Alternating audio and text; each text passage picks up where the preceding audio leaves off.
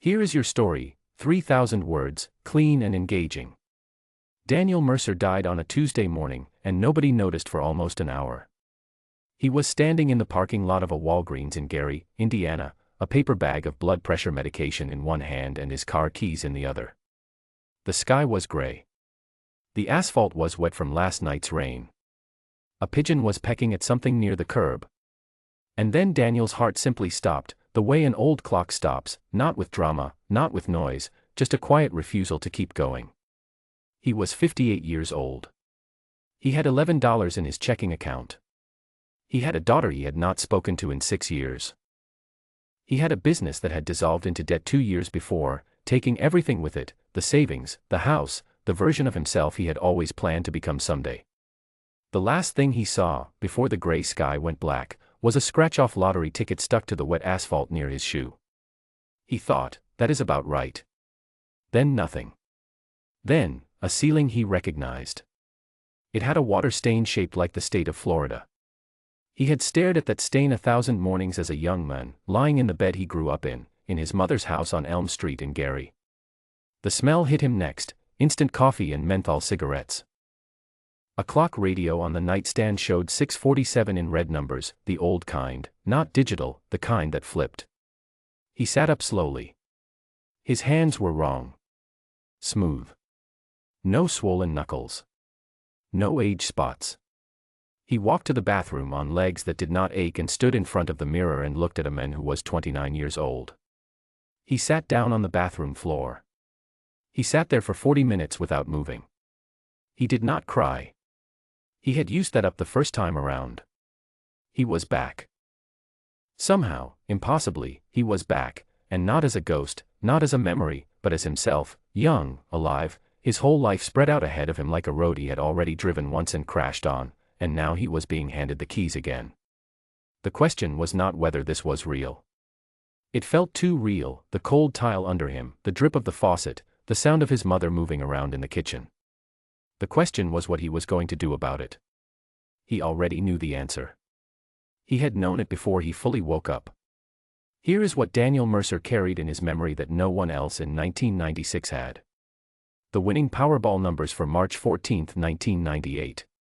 14 months away. In his first life, he had played those numbers every single week for 20 years. He had chosen them once, on a bad day, almost as a joke, and then kept playing them out of habit. He had memorized them the way you memorize a face that hurt you, without trying, without wanting to, just because it would not leave. And in 20 years of playing, he had never won. Always one number short. Always. But he knew them. Every one.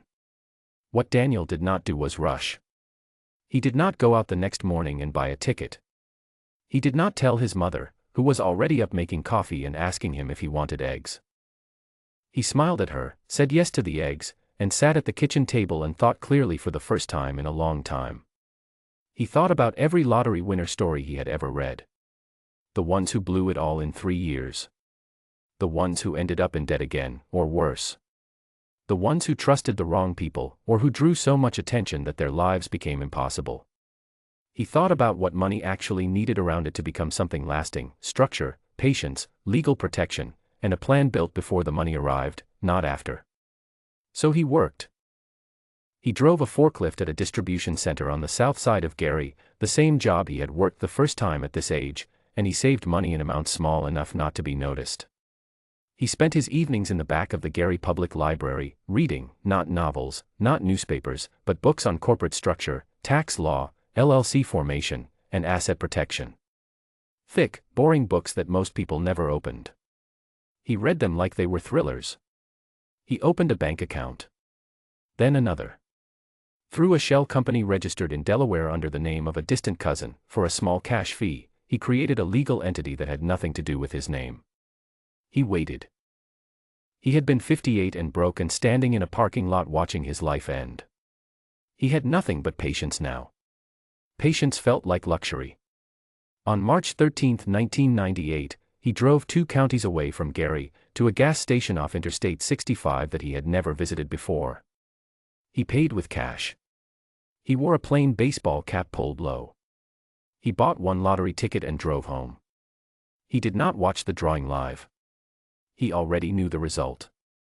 The next morning, he checked the numbers on a payphone, not at home, not anywhere that could be traced. He had won $5 million. He sat in his car in a gas station parking lot for a long time. Not celebrating. Just sitting. Letting it settle. Then he drove home and made instant coffee and sat at the kitchen table again, the way he had the morning he woke up young, and he thought about what came next. He claimed the prize through the LLC. The name on the paperwork was not Daniel Mercer. The check, after taxes, cleared into an account he had spent 14 months preparing. No press release. No photograph. No local news story about a Garyman who struck it lucky. He was not interested in being a lottery winner. He was interested in what came after. With $5 million and 29 years of knowledge that no one else had, Daniel began buying real estate. Not everywhere. Not randomly. He chose 3 specific neighborhoods, one in Chicago, one in Indianapolis, one in Detroit, that he knew from the future were going to change. Not because they were good neighborhoods right now. They were not. They were cheap, rough, and ignored.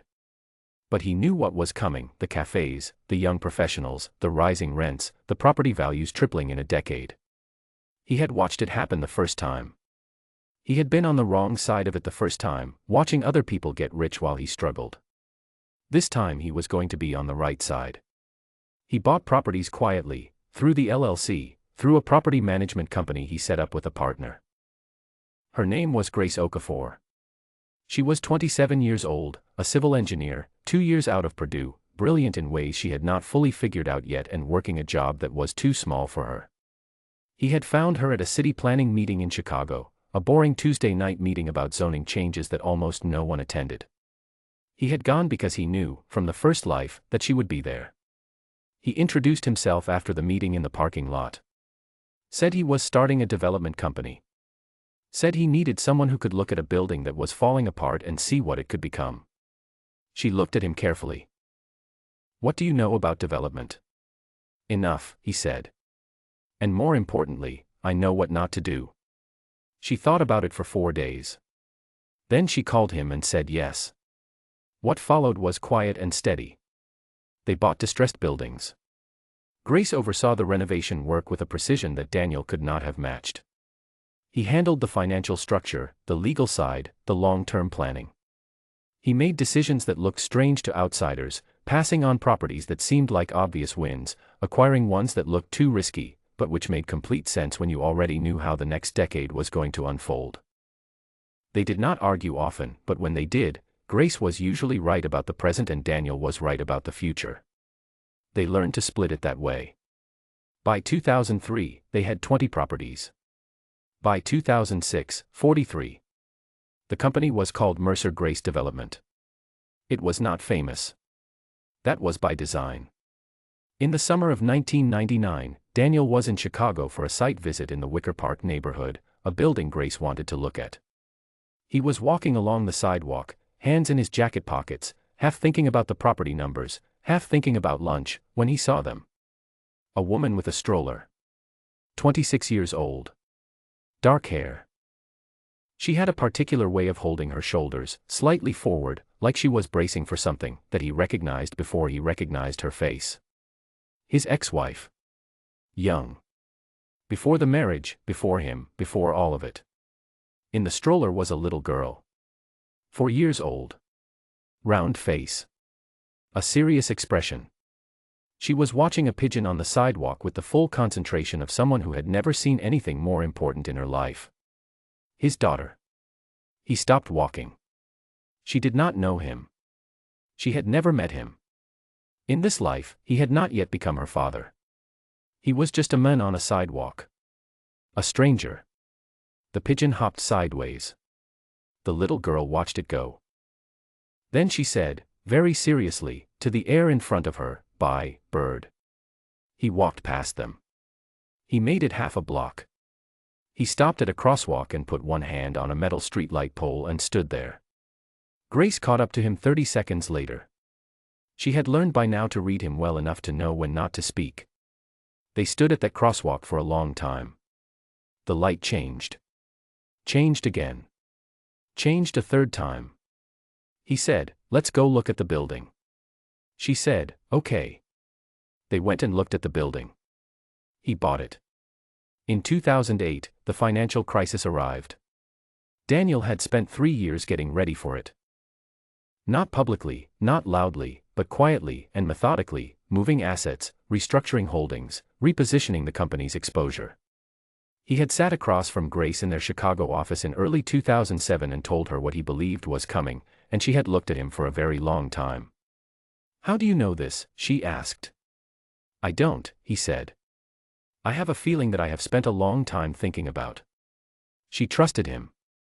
That trust cost her some sleep and some certainty, but it saved the company. When the market collapsed, Mercer Grace Development lost some properties. Not many. And what they lost, they more than recovered by buying new ones in 2009 and 2010, when prices were at their lowest and most other investors were too frightened to move. Daniel was not frightened. He had already lived through it once, on the wrong end of it, with nothing. Living through it a second time with preparation and resources was almost calm. Almost. By 2011, Grace gave a talk at a conference that got filmed and shared widely. She spoke about how they built, why they focused on neighborhoods that other developers ignored, what they believed about people and communities, and what good development actually meant. She was extraordinary at it. She had a way of making complicated ideas feel simple and making simple ideas feel important. Daniel watched the video in a hotel room in Louisville, on his laptop, alone. He thought, that is not nothing. That is something real. By 2014, the company's total asset value crossed $1.2 billion. The name Daniel Mercer still did not appear in any business magazine. That was exactly how he wanted it. He contacted his daughter in 2015. Not as her father. He had not been her father in this life. Her mother had married someone else, a good man, from what Daniel had been able to find out from a careful distance. His daughter had grown up stable and loved in a way she had not always been in the first life, and that knowledge was something he carried with him daily, a quiet, complicated thing. He contacted her through a lawyer, as the anonymous administrator of a trust that had been set up in her name. The letter explained that a trust had been established for her benefit by an anonymous donor who wished her well. The funds were substantial. The donor had no interest in being identified or thanked. The only condition was that she use the money in whatever way she believed was right. He never met her. He did not know if she tried to find out who had sent it. He did not know what she thought about it, or whether it surprised her, or changed anything for her. He knew only this: she was not going to stand in a parking lot someday with $11 and no one to call. That was enough. It had to be. There was a $2 scratch-off lottery ticket that Daniel Mercer kept in the inside pocket of every jacket he owned. He transferred it from one to the next the way some men transfer a lucky coin. It was old now, soft at the edges, the silver scratch-off surface still untouched. He had bought it in his first life, on the day everything fell apart. He did not remember exactly why he had bought it. Probably just habit, the kind of small, hopeful gesture a person makes when there is nothing else left to do. He had never scratched it. He did not intend to. It was not about whether it had won. That was not the point of it anymore. He kept it because it was the last object he had touched in his first life, the last piece of evidence that the men he had been had existed at all, the tired, broke, 58-year-old man standing in a parking lot in Gary, Indiana, who had not given up even when there was nothing left to not give up on. That man deserved to be remembered. Even if only by this one. Grace retired from the company in 2018, at 50 years old, having built something that would outlast both of them. She went to teach at the University of Illinois, which she had always wanted to do and which she was, everyone agreed, extraordinarily good at. On her last day in the office, she and Daniel sat in the conference room after everyone else had gone home, with a bottle of decent bourbon between them, not talking much. After a while she said, "You always knew more than you told me." He looked at his glass. "I knew some things." How? He thought about how to answer that honestly without answering it at all. "I made a lot of mistakes," he said finally. "A long time ago. And I paid attention to them." She looked at him for a moment. Then she nodded, the way Grace nodded when she decided to accept something without needing to fully understand it. Well, she said. They were good mistakes then. He laughed. It was a real laugh, the kind that surprised him. Some of them, he said. They finished the bourbon. He drove home. He sat in the kitchen of the house he owned now, a real house, nothing dramatic, just a solid house with a good kitchen, and he made instant coffee the same way he had made it in his mother's house the morning he woke up young and impossible. He thought about his daughter saying "bye, bird" to a pigeon she would never see again, completely serious, giving it the full respect of a proper goodbye. He thought about all the things he had not been able to fix, and all the things he had. He reached into his jacket pocket and touched the edge of the old lottery ticket. He left it unscratched. He drank his coffee. Outside, the city was quiet. Somewhere, a car passed. A dog barked once and stopped. The refrigerator hummed. Daniel Mercer sat in his kitchen at 61 years old, healthy, solvent, and still here. That was not nothing. That was, in fact, everything.